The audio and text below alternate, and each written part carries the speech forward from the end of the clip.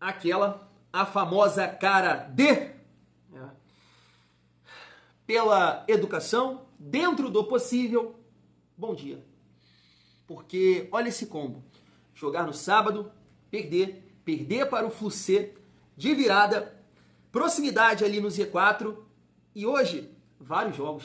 Olha esse combo. A gente vai destacar aqui nessa rodada os jogos que faltam do Campeonato Brasileiro, projetar também os próximos jogos aí do Vasco. O Vasco tem uma decisão na terça-feira contra o Melgar. Para me ajudar nesse sentido, quero trazer aqui o De Aranha analisando a partida, Fluminense contra Vasco, e eu entendo que vai gerar um debate aqui. Nós vamos reagir juntos, não sei se eu comentei. Porque ele elegeu lá o mortinho da partida, vai gerar um debate, hein? Quero saber a sua opinião. Vamos falar um pouco também aqui, Felipe Coutinho, sobre o Felipe Coutinho. Fez falta? Não fez? Seria pior com ele em campo? E aí, o que você acha? Quero trazer aqui também uma opinião do Jean Faísca, comentarista lá do canal Atenção Vascaínos, falando sobre o nosso meio-campo. E realmente, cara, no início do ano, todo mundo, a maioria pensando, vai dar caldo, Tietê, Jair, Paulinho, Matheus Carvalho, Hugo Moura, Coutinho, Payet, interessante. E olha, quero destacar aqui também o Euriquinho, que abriu uma caixinha de perguntas na sua rede social e olha, falou que a gestão Pedrinho é a pior, em relação ao futebol, em contratações, e também fala sobre a próxima eleição. Inclusive, ele toca no nome do Levin, eu acho interessante também pra gente debater aqui. Então chega aí que a resenha tá difícil nesse domingão, mas eu espero sim que na terça-feira, e claro, contra o RB Bragantino, possa melhorar, família. Se não for inscrito, dá aquela força aqui para o Thiagão, deixa o like e ativa o sininho para dar uma força aqui para o nosso trabalho. Seguindo a nossa resenha, destacando os jogos de ontem, o Vasco infelizmente acabou perdendo para o Fluminense, São Paulo perdeu para o Mirassol, eu ia falar fora de casa, o Mirassol ganhou fora de casa. Que vitória, hein? Que campeonato faz o Mirassol, hein? Tá ensinando. De repente a gente tem que aprender um pouco com o Mirassol a jogar fora de casa, porque o Vasco, sei lá, com Juventude, deve ter mais um aqui, o Vasco não conseguiu ganhar fora de casa. Segue nessa pendenga, fora de casa. Nos últimos anos, sempre com essa dificuldade, e nesse ano não está sendo diferente. O Atlético Mineiro acabou empatando dentro de casa com o Corinthians, que acabou poupando ali alguns jogadores, inclusive o Yuri Alberto entrou no decorrer do jogo. E hoje, olhando para hoje, a gente já fica meio que preocupado, porque o Grêmio joga em casa com o Bahia. Bahia tem um jogo importante contra o Internacional, valendo ali a vida na Libertadores. De repente pode poupar um ou outro jogador. Entendo que o Grêmio vai entrar com força máxima e é um time que pode ultrapassar o Vasco. Palmeiras e Flamengo não é da nossa conta. É claro que a gente dá aquela secada no Flamengo. Sport e Internacional. Espero que o Sport fique lá embaixo mesmo. Vitória é outro time que pode ultrapassar o Vasco. Fortaleza e Cruzeiro. O Fortaleza tem o mesmo número de pontos que o Vasco, 10 pontos. E Bragantino e Juventude. Difícil imaginar, no caso é na segunda, Difícil imaginar aqui o Juventude ganhando do RB Bragantino, que vem de uma goleada aí, sobre o Criciúma na Copa do Brasil. Então tá aí a classificação, Vasco na 13ª colocação com 10 pontos, como eu disse, Fortaleza, Internacional, Vitória, Grêmio e Juventude, podem ultrapassar aqui o Vasco. Esse é o combo, jogar no sábado, perder um clássico, e vários times ainda podem te ultrapassar nesse domingo. E aí, família, falando dos compromissos do Vasco, o Vasco joga na terça-feira, dia 27, contra o Melgar, e no dia 31, sabadão, às 9 horas, contra o RB Bragantino. Um jogo muito difícil no Campeonato Brasileiro. RB Bragantino esse, que pode chegar a 20 pontos ganhando do Juventude, e é bem provável que isso vai acontecer. Assim, família, eu acho que é muito interessante o Vasco olhar para esse jogo aqui contra o Melgar, claro, com muita seriedade, entrando para ganhar, para tentar pegar essa vaga aí, a segunda colocação. Mas, cara, o Diniz precisa entender que é interessante mesclar, segurar alguns jogadores para o decorrer do segundo tempo, porque da maneira que está acontecendo, foi assim contra o Operário e foi assim contra o Fluminense, não adianta. Você vai entrar ali com força máxima, o time começa a cair fisicamente, aí adianta o quê? Para de render. Segundo tempo contra o Operário foi assim, segundo tempo de ontem foi assim, você perde todas as chances de tentar algum bom resultado, no caso ali que estava 1-1, de tentar fazer o segundo gol, da mesma forma ali contra o Operário. Então, de repente, é você colocar em campo, quem está melhor fisicamente. E aí você vai segurar um titular pro decorrer do segundo tempo, com mais gás, podendo contribuir mais. Eu sei que tem a dinâmica do jogo, Você entrar no decorrer de uma partida, ainda mais se ela estiver difícil, não é fácil assim do que você iniciar uma partida, sentir o clima, primeiro toque, acertar, pegar confiança. Eu sei que é uma outra dinâmica. Mas, cara, é a vida. É a vida. Se o Vasco entrar com o mesmo time, batata, como diria meu pai. No segundo tempo vai cair, vai acabar a gasolina e a gente vai ver isso aí. Dificuldade contra o Operário, Santo Léo Jardim salvou e ontem o Vasco caiu demais, que a ponto de eu falar até que a minha esposa que é tricolor, né, falando graça, eu falei, já é, se empatar, né, eu levanto a mão pro céu, família vascaína. Vamos lá, vamos reagir juntos aqui essa análise do De Aranha sobre a partida de ontem, onde o De Aranha colocou tal jogador como o pior em campo. Olha só. E aqui, meu amigo, nós vimos um jogo muito animado, mas com uma diferença técnica muito grande. Nenhuma dúvida em comparação o elenco com o outro. O time do Fluminense, tecnicamente, é muito melhor. Todos nós sabemos das limitações do time do Vasco. Sim, tem bons jogadores? Claro que tem. Vários. Mas muitas carências e muitas deficiências. Todo mundo sabe disso. E o Fernando Diniz, em hora nenhuma, em momento nenhum, vai ter, ou pelo menos vai tentar colocar a sua maneira de jogar nessa parada que vai ter aí para o Mundial. E não acredito que será aquela maneira única que o Fernando Diniz tinha, porque o time do Vasco não permite isso. É um time limitado, é um time corredor, é um time sem nenhuma velocidade nos contra-ataques. E o Fluminense não, na base da qualidade, na base da técnica, tem muito mais qualidade do que o time do Vasco. Eu passei o jogo todo falando isso. Isso não é nenhuma heresia. É muito curioso, porque olha a dificuldade do Vasco no seu plantel. Sabe quem foi que substituiu o Felipe Coutinho? Foi o Tietê. O Diniz botou Hugo Moura, Matheus Carvalho e Tietê. Aí coloca o Ryan, que é um bom atacante, é um jogador jovem de velocidade, estou uma bola na trave, poderia ter feito o segundo gol. Ele bota o Ryan para voltar para marcar. A mesma coisa o Nuno Moreira. E no primeiro tempo o Vasco só tinha o Tietê encostando no Verratti, que também não encostava em ninguém. 25 minutos, o Fluminense envolveu por completo o time do Vasco. Criou uma primeira oportunidade aos 3 minutos com o Serra. E o que dizer, por exemplo, aos 15? O gol incrivelmente perdido pelo Hércules, uma belíssima jogada do René, que botou ele trocando figurinha com o goleiro Léo Jardim, ele chutou para fora. Mesmo sendo melhor, no primeiro ataque que o Vasco teve, pasmem vocês, 25 minutos, uma falta lateral, aliás, uma falta em que o zagueiro Freitas, ao derrubar o Ryan, levou cartão amarelo.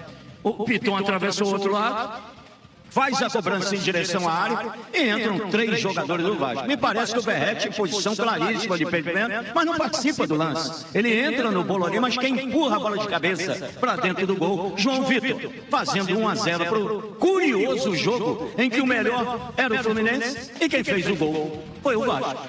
E parece a senha, né? Porque o bom time do Fluminense até então se perdeu por completo. E aí só deu o Vasco. 31 minutos. O Freitas perde uma bola pro Ryan, que conduz a bola e vai em direção ao gol. Ele e o goleiro Fábio. Caramba! Um pouco mais de experiência, faltou um pouco mais de balandragem, de rodagem, pro Ryan jogar a bola por cima do goleiro Fábio. Ele chuta o Fábio. Caiu na perna direita dele também, né? O próprio Ryan, de fora da área, malandro. O Guga soltou. Essa não, cara. No lance do gol. E acertou. Soltou. Mas olha, o Ryan soltou, acho que mais forte ainda. Porque estoura no travessão, bate no chão e ainda vai uns 10 metros de altura. Que porrada, malandro. Mas é curioso o futebol, né? Porque 2 minutos depois, o até então inoperante Everaldo recebe uma bola, um bom passe do Martinelli e chuta e a bola passa raspando a trave. Isso acordou o Fluminense. Acordou o Fluminense, mas acordou muito. Porque aos 41, o Arias, que estava jogando lá pelo lado direito, veio aqui pelo lado esquerdo, uma confusão do peru aqui na bandeira do corner, consegue entrar ali muito mole e faz um cruzamento. E a bola sobra do outro lado, do bico da área pelo lado direito, o Guga, que faz o cruzamento para a área, e o Lima, que pouco participou do jogo, apesar de estar tentando, correndo muito, cabeceia. E o goleiro Léo Jardim faz uma defesa e defende por meio da área. A bola bate no peito de quem? Do zagueiro, do Vasco, dos volantes? Não, do Verratti. A bola bate no peito dele e vai para dentro do gol. O que o Verratti estava fazendo ali? Eu só queria entender. Aliás, quando o garotinho estava narrando o jogo, eu perguntei, vem cá, o Verratti está jogando de cabeça de área? Porque o jogador mais avançado do Vasco tinha no Tietê.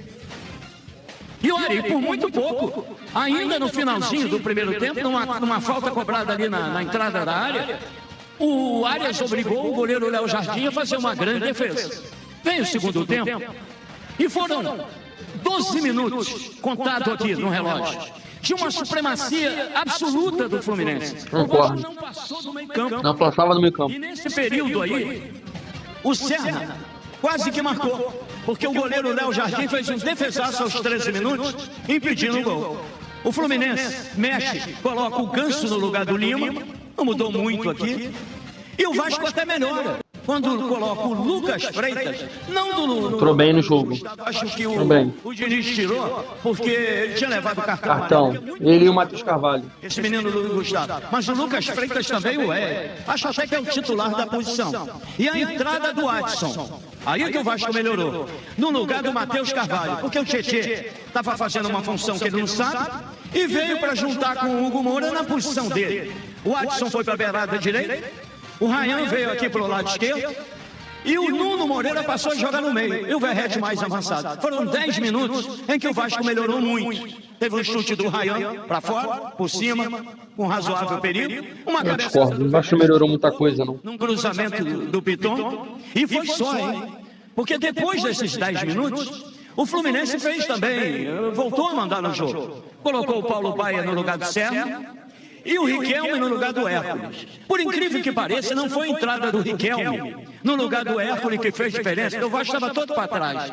Foi a bola que o Paulo Baia roubou numa briga ali. O nosso Serginho Guimarães até falou isso, e com muita felicidade. Uma boa jogada, uma roubada de bola do Paulo Baia, que rola a bola para o lateral Guga. Malandros.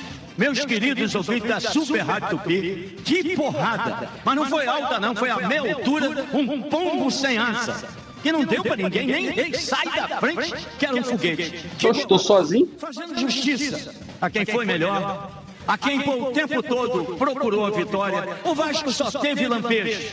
E no final do jogo, aí o Renato coloca o Inácio no lugar do Everaldo. E vou te falar um negócio, gente. Muito merecida essa vitória do Fluminense. Eu queria mandar um abraço, meu querido garotinho, para o Marcos de Santíssimo, porque você perguntou para ele no Mortinho Sinaf. Eu costumo chamar de pereba, mas é um mortinho mesmo. E eu tô contigo, meu querido Marcos de Santíssimo. Ninguém foi mais mortinho em campo hoje do meu cara que eu já elogiei bastante, o Verrete. Mas olha, eu acho que ele pensa que é ponta direita, ponta esquerda, cabeça de área, zagueiro, lateral direito, lateral esquerdo, e tá se matando, correndo feito um condenado e jogando errado. Então, o craque poderia ser o Martinelli, meu querido garotinho, mas eu escolhi o Guga, porque com esse chute, com esse golaço, decidindo um jogo em que o Fluminense merecia, e foi através desse gol que ele ganha o jogo.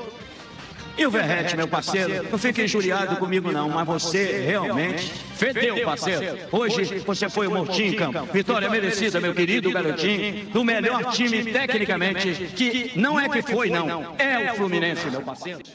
Família, só pontuando algumas coisas dessa análise do Dé, eu não acho, né, e vou bater nessa tecla, mesmo com a derrota e a péssima partida, não acho o Fluminense tão superior assim ao Vasco, mas o Vasco fez uma péssima partida, muitos jogadores abaixo, né, e fisicamente o time está muito mal, né, eu falei sobre isso, eu levantei essa bola aqui, que nessa sequência de jogos, em 2 oportunidades o Renato poupou até o Renato foi poupado. Então deu uma segurada. O Fluminense melhor fisicamente que o Vasco. E tecnicamente o Vasco foi muito mal. Hugo Moura abaixo, Matheus Carvalho abaixo, PH abaixo. Né? Então isso acabou assim contribuindo. Né? E o Fluminense, verdade, né? Mereceu de fato a vitória. Se aquela bola ali do Ryan entra, a porrada que merecia o gol, seria Puskás. Depois saiu na cara do gol, seria uma outra parada. Né? Basicamente o que aconteceu contra o Fortaleza. Teve as chances, aproveitou, você consegue tranquilizar mais o jogo. E aí eu entro aqui em outros detalhes, né? Primeiro,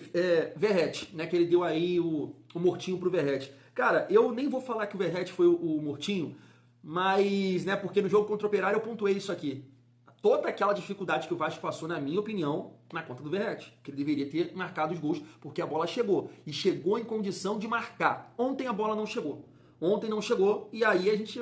Quantas partidas a gente já viu do Verrete nesse sentido? Que a bola não chega, ele não participa, né? Várias partidas.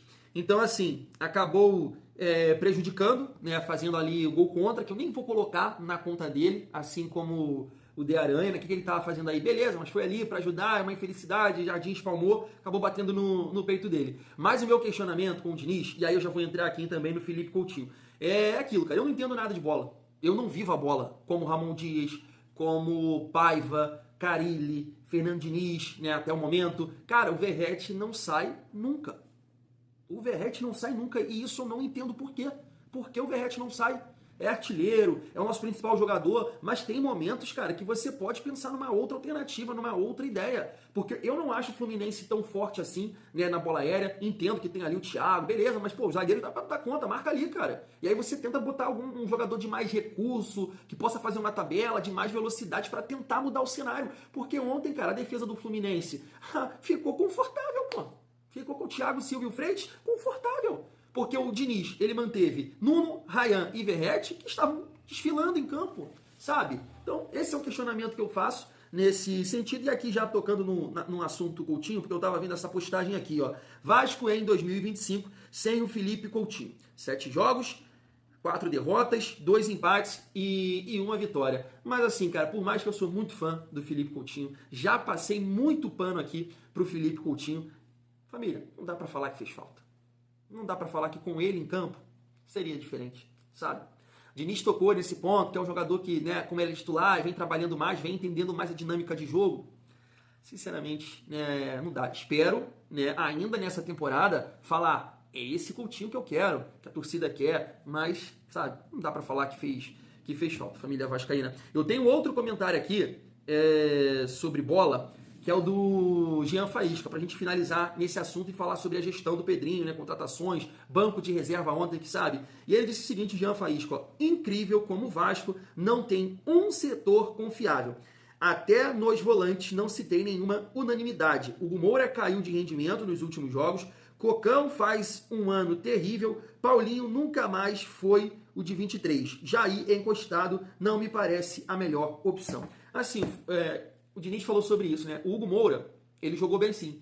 Eu achei que o Hugo Moura foi muito bem contra o Operário e contra o Fortaleza. Hoje, de fato, foi muito mal. Matheus Carvalho tem um 2025 terrível. Paulinho realmente esqueceu, né? Esqueceu o futebol lá em 23. E o Jair tem essa situação, né, que me parece ser uma questão financeira. E veja bem como o nosso caminho é sempre difícil. É o caminho das pedras. No início do ano, a gente estava sempre pontuando aqui, e claro, a maioria concordava, né? Não somente eu falava isso, né? Vários canais, a mídia tradicional, que o meio-campo do Vasco tinha opções, que era o meio-campo qualificado, com todos os jogadores que eu já citei aqui. E agora tá aí, né? Com essa dificuldade. Uma partida muito difícil ontem, tá? Do seu Hugo Moura, do seu Matheus Carvalho, PH também tecnicamente falando, e aí realmente acaba prejudicando o coletivo que o Vasco ontem, né? Eu acho que nas mãos aí do Fernando Diniz, de longe foi a pior partida, tá? De longe foi a pior. Mesmo lá contra o Lanús, o Vasco teve momentos em que teve mais controle, tocou mais a bola.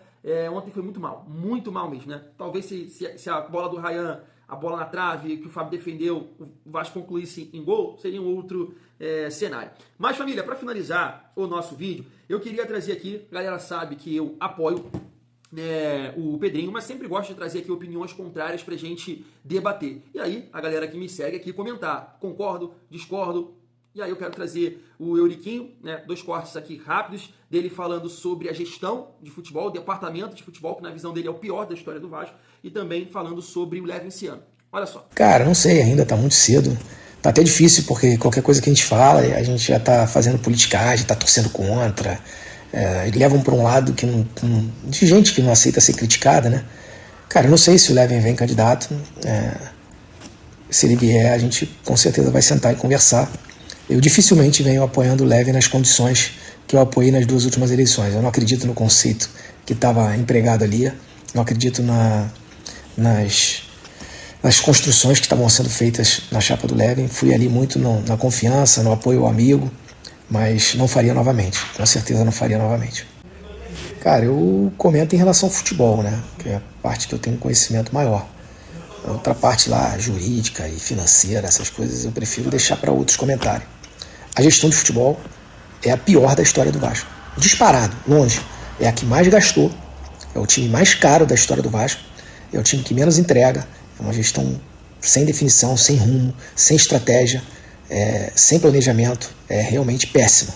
E eu não tenho como esperar coisa melhor na próxima janela, sendo que a experiência que a gente teve nas 2 últimas janelas foi terrível, né? Foi assustadora, né? Então, não mudou nada. Então, como é que a gente vai esperar coisa melhor? É isso. Falando primeiro ali sobre a questão de apoiar o Levin, galera que me acompanha aqui há mais tempo sabe que na última eleição eu torci para o Levin esse ano. Mas entendendo também pelo Pedrinho passar uma credibilidade e tudo mais, né? Eu estava acreditando também assim no trabalho, nas ideias dele, mesmo pontuando também que o grupo, sempre com o pé atrás, porque foi um grupo que ajudou a vender o Vasco para 777, mas acreditando na figura dele, né? Saiu da Globo, falei assim, pô, esse cara não vai sair de lá na tranquilidade, bom salário, pá, pra fazer merda aqui, né? É um cara que sempre que fala de Vasco, ou lá atrás, sempre se emocionava, sempre ali abrindo o coração, grato, né, pela família dele, por jogar no Vasco, ter jogado no Vasco, o pai trabalhou no Vasco. Então, é isso. Entendo que essa questão, né, vai acabar agora, né, nos próximos meses aí intensificando os movimentos. A gente não sabe se de fato o Levin vai se candidatar, né, fala pouco agora assim, né, nas redes sociais e tudo mais. Me parece que o Pedrinho vai, né, tentar a reeleição, pelo menos foi o que eu li em alguma página, não sei se é verdade. Mas aí, família, em relação ali ao comentário dele, a gestão de futebol, o departamento de futebol, que é o pior da história do Vasco, né? Ele comenta ali que agora é difícil se posicionar porque tudo, né, eles levam pro lado, Pedrinho, gestão Pedrinho, leva pro lado da política, sabe? Mas, poxa, esse tipo de comentário assim é complicado, tá? E eu dizendo isso aqui, eu não estou defendendo o Pedrinho cegamente, porque já falei aqui algumas vezes, em contratações, o Nuno salvou eles. Porque se não acerta no Nuno, olha, tipo assim, tô falando, tirou o papel colorido do bolso, tá? Jean, Maxime, Lloyd e Garré. Até o momento, né? Lloyd e Garré futuramente podem ajudar em alguma coisa. E aí mudar esse conceito. Mas até o momento, só acertou no Nuno. Agora, eu já falei isso aqui, o Freitas pode ser pode se tornar uma excelente contratação, porque eu acho bom jogador, né? Eu acho bom jogador. O Vasco pode vender futuramente porque é jovem e pegou de graça. O Maurício Lemos não tá jogando porque tá machucado, né? Então tem essas contratações que ao longo do ano, né, com o trabalho do Diniz, a gente pode mudar de ideia. Como já mudamos em relação a um Hugo Moura da vida, a um PH, Matheus Carvalho está muito mal, mas fez a gente mudar. Isso pode acontecer com essas contratações que eu citei. Lloyd, Garré, Freitas, né, entre outros aí. Mas você falar que é o pior da história, a família vascaína, não é. Porque a gente precisa entender também o que foi construído pela 777. Poxa, no ano passado a gente cansou aqui de debater isso. Como é que pode? O Pedrinho não tinha nada a ver com isso. Como é que pode o Vasco ter a 5ª maior folha do Brasil e tomar de 6 do maior rival, e tomar de 4 do Criciúma e perder para um Juventude de 2-0 sem dar um chute no gol lá na casa deles? E aí o Pedrinho entra naquela situação, dá mais tranquilidade, dá mais confiança, né? Tá mais próximo do grupo. O Vasco dá a volta por cima, faz um campeonato brasileiro mais tranquilo e chega na semifinal da Copa do Brasil. Só que eu acho que a gestão de futebol, por mais que tá errando sim, existe uma condição deixada pela 777. A gente tá vendo aí, tem que pagar o Adson ainda. Isso é uma contratação. A 77 não pagou. O Sforza é uma contratação. O David é uma contratação. O João Vitor é uma contratação. Então tu entende que não é fácil? Não estou defendendo, estou falando que não é essa facilidade toda que muita gente pinta. Erraram, sim, porque de repente era melhor segurar aqui um Jean Davi, um Maxime, um Lloyd e contratar um jogador melhor, sabe? Mas aí é isso, com essa condição que o Vasco se encontra, você vai no mercado, nessas contratações, onde você não paga tanto assim. No caso do Garré, no caso do Lloyd e do Nuno também, né? Você até pensa numa futura venda, se renderem, então tem isso também. Então não é fácil. Eu não caio nessa narrativa de facilidade, sabe? Entendo que tem vários erros, mas continuo acreditando na gestão que vai dar a volta por cima, que as coisas vão melhorar, acreditar nos resultados dentro de campo, com o trabalho do Fernando Diniz, porque é complicado, família. A vida do vascaíno, ela não é fácil, mas como eu já, nesse pouco tempo que eu tenho o canal, eu já vi o Jorge Salgado falar, olha só que merda, o Vasco tem que entrar na era do profissionalismo, eu tenho portas abertas e pai, e olha a merda. Eu já vi a 777 pintar o mundo da Disney, olha a merda. Então é um momento difícil que a gente está passando, mas entendo que o Pedrinho é um cara, que quer o bem do Vasco, mas não é fácil, não é fácil. Quero saber a sua opinião, fui!